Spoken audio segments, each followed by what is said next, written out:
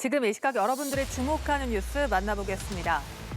장애를 갖고 태어난 아기를 출산 당일 퇴원시켜 살해한 뒤 시신을 유기한 친부와 외조모가 검찰에 송치됐습니다. 경찰은 또 친모에 대해서도 살인 행위를 공모했다고 보고 역시 살인 혐의를 적용해 불구속 송치했는데요. 경찰은 여러 차례의 수색에도 불구하고 유기된 아기의 시신을 찾지 못하자 결국 시신 없는 살인 사건으로 검찰에 넘겼습니다. 보도에 강창구 기자입니다. 장애를 갖고 태어난 아이를 살해하고 암매장한 친부와 외조모가 경찰서 유치장을 차례로 나서고 있습니다. 경찰은 이들에게 살인 혐의를 적용해 검찰에 송치했습니다. 검은색 모자와 마스크를 써 얼굴을 가린 두 사람은 심경을 묻는 취재진의 질문에 아무런 대답을 하지 않았습니다. 혐의 인정하십니까? 숨진 아이에게 할 말 없으세요? 아이 엄마도 범행 알고 있었나요? 지목하신 야산에 매장한 거 맞습니까? 이들은 지난 2015년 3월 남자 아기가 태어나자 당일 집으로 데려가 하루 동안 방치해 숨지게 하고 시신을 야산에 매장한 혐의를 받고 있습니다.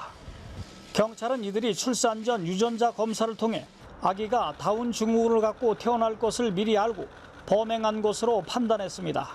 두 사람은 긴급 체포될 당시 혐의를 모두 인정했지만 구속된 이후 살해 의도가 없었다고 혐의를 일부 부인한 것으로 전해졌습니다. 경찰은 당초 이들 두 사람만의 범행으로 봤지만 조사 과정에서 친모도 공모한 것으로 판단하고 살인 혐의를 적용해 검찰에 불구속 송치했습니다. 병원에서 제왕절개 수술과 신속 퇴원에 산모가 동의했고 퇴원 당일 아기가 곧바로 살해된 것으로 미뤄 공모했을 것으로 판단한 겁니다. 경찰은 유기된 아기의 시신을 찾기 위해 수색 작업을 벌였으나 찾지 못하자 결국 시신 없는 살인 사건으로 검찰에 넘겼습니다. 연합뉴스TV 강창우입니다. 과외 앱을 통해 알게 된 또래 여성을 무참하게 살해한 혐의를 받는 정유정의 재판이 오늘 열렸습니다. 출석이 필수 조건이 아니어서 정 씨가 직접 출석할지 여부는 불투명했지만 모두의 예상을 깨고 직접 출석했는데요. 정 씨 측 공소사실 인정 여부에 대한 재판부의 질문에 전체적으로 혐의를 인정한다고 밝혔습니다. 고희훈 기자입니다. 살인, 사체 손괴, 사체 유기, 절도 등의 혐의를 받는 정유정. 검찰이 정 씨를 구속 기소한 지 20여일 만에 첫 재판이 열렸습니다. 정식 재판은 아니고 공판을 효율적으로 진행하기 위해 검찰과 변호인이 미리 쟁점 사항을 정리하고 재판부와 추후 일정 등을 논의하는 공판 준비 기일이었습니다. 이날은 피고인의 출석은 필수 조건이 아니어서 정 씨가 직접 출석할지 여부는 불투명했으나 모두의 예상을 깨고 직접 출석했습니다. 청록색 수의를 입은 정 씨는 단발머리에 동그란 안경 그리고 흰 마스크를 착용했습니다. 시종일관 고개를 숙이고 재판부의 얘기를 듣던 정 씨는 검찰이 공소사실을 밝힐 때 검찰 측을 정면으로 응시했습니다. 공소사실 인정 여부에 대한 재판부의 질문에 정 씨의 변호인은 세부적으로 약간 다르지만 전체적으로 잘못을 인정한다고 답했고 동의를 구하는 질문에 정 씨는 짧게 네라고 답했습니다. 검찰은 공소사실에서 정 씨가 과외를 통해 범행 대상을 물색하고 특정한 뒤 중학생 행세를 하며 지난 5월 26일 오후 5시 41분쯤 피해자 A씨의 집에 찾아가 110여 차례에 걸쳐 흉기를 휘둘러 살해했다고 설명했습니다. 또 정 씨는 피해자가 실종된 것처럼 보이게 하려고 손목을 절단하는 등 시신을 훼손한 뒤 낙동강 인근에 시신 일부를 유기했다고 덧붙였습니다. 재판 과정에서 정 씨는 전반적으로 표정 변화 없이 차분한 모습이었으며 법정을 퇴장할 때는 재판부와 검찰 측에 고개를 숙여 인사하기도 했습니다. 재판부는 오는 8월 21일 오전 한 차례 더 공판 준비 기일을 진행하겠다고 밝혔습니다. 연합뉴스TV 고희훈입니다.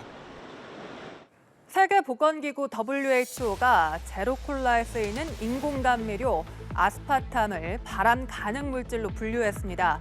대신 아스파탐에 매겨진 기존 일일 섭취 허용량은 유지하기로 했는데요. 이어 식품 회사들이 아스파탐을 대체할 감미료를 찾는 대신 제품 제형이나 성분 선택을 바꾸기를 권고했습니다. 보도에 김지선 기자입니다. 세계보건기구 산하기관들은 아스파탐을 발암 가능 물질 분류군인 EB에 포함한다고 발표했습니다. 이비는 발암 가능성이 있지만 증거가 충분하지 않은 경우로 김치, 피클 등 절임 채소류와 커피도 여기 속합니다. WHO는 아스파탐이 인간에게 암을 초래하는지에 대해 추가 연구가 필요하다면서도 과다 섭취가 안전하지 않다는 점은 분명하다고 지적했습니다. Now this means that the strength of evidence is not as strong as one would want in order to make a firm recommendation about, yes, aspartame does cause cancer. So instead, the conclusion was possibly carcinogenic. 그러나 아스파탐 1일 섭취 허용량은 체중 1kg당 40mg으로 그대로 유지하기로 했습니다. 체중 70kg의 성인이라면 아스파탐이 200에서 300mg 들어있는 탄산음료를 하루 최대 14캔 넘게 마셔서는 안 된다는 겁니다.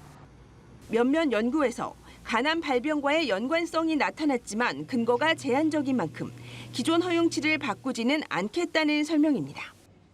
WHO는 또 식품회사들이 아스파탐을 대체할 감미료를 찾는 대신 제품 제형이나 성분 선택을 바꾸기를 권고했습니다. Our advice is that products containing sweeteners as well as products containing sugar should be moderated. And in children particularly, the early exposure to the sweet taste is going to track in adulthood.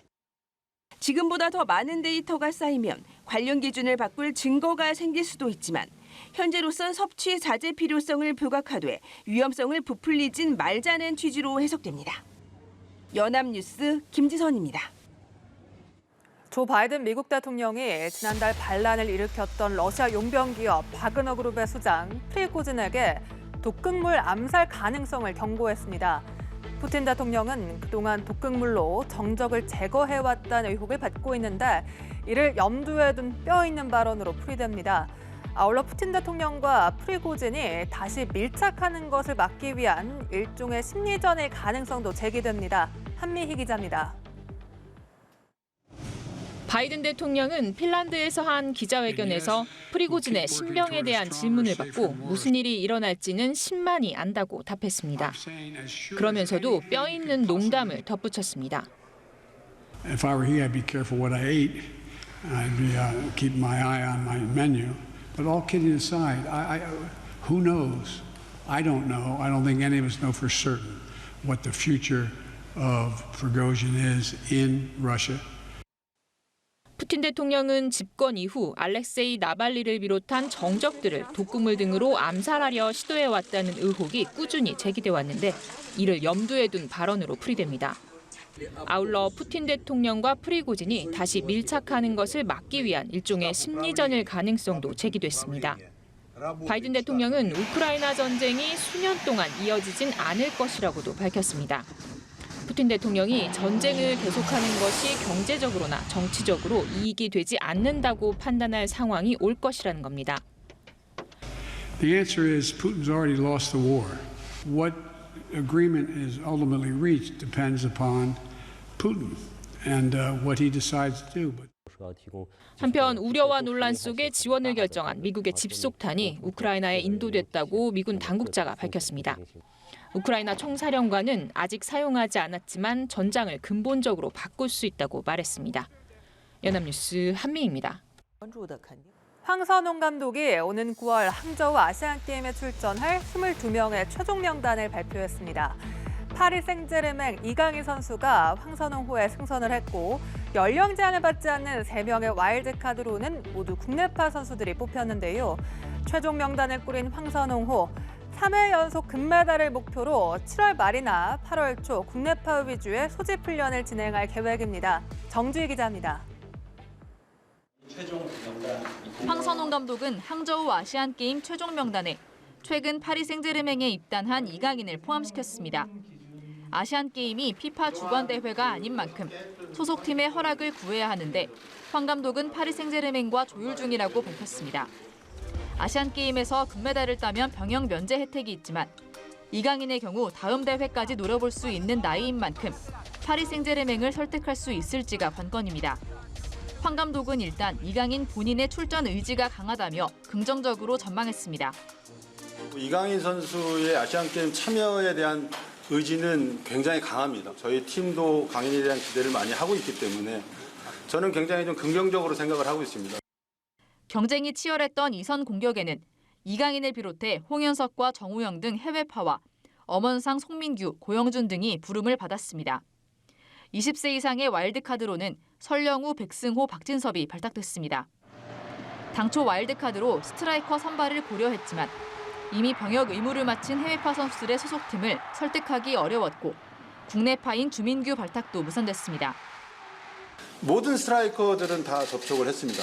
해외 팀들은 뭐 사실 팀이 허락을 하지 않으면은 뭐 차출을 할 수 있는 의무 규정이 없기 때문에 좀 어려웠던 부분이고. 운명의 조추첨은 오는 27일 항저우에서 열릴 예정. 3회 연속 금메달을 목표로 최종 명단을 꾸린 황선홍호는 7월 말이나 8월 초 국내파 위주의 소집 훈련을 진행할 계획입니다. 연합뉴스TV 정주희입니다.